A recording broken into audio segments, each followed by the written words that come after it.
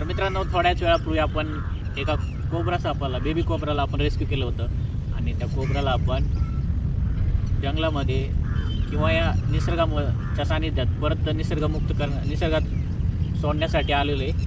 तर हा आहे बेबी कोब्रा, बॉटलमध्ये तुम्हाला दिसत असेल. तर माझ्या पाठीमागं पाणी वगैरे आहे सापासाठी. आता तर पावसाळा आहे त्यामुळं पाण्याची चिंता नाही.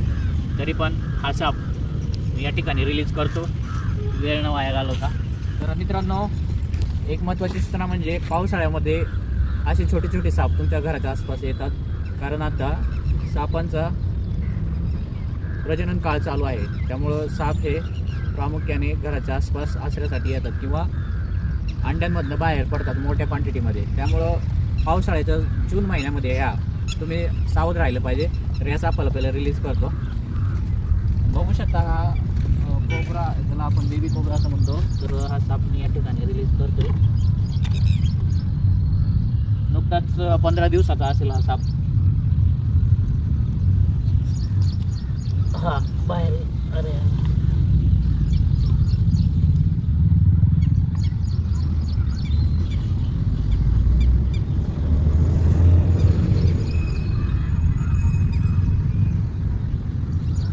मित्रांनो, साप बॉटलच्या बाहेर येण्यासाठी तयार नाही आहे. थोडंसं वेळ लागेल बाहेर यायला.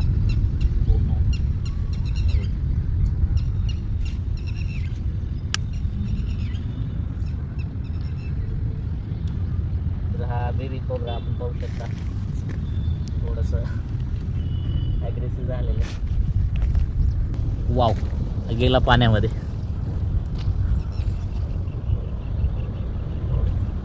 तर या ठिकाणी याचं आयुष्य सुखकर जाईल आणि याचं खाद्य याला पूर्ण भेटेल अशी आपल्याला अपेक्षा आहे. तर साप अतिशय आनंदामध्ये पाण्यावरती तरंगताना आपल्याला दिसत आहे.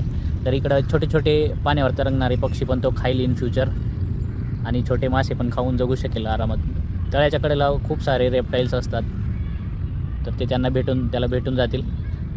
हळूहळू साप आपल्यापासून लांब गेलेला आहे.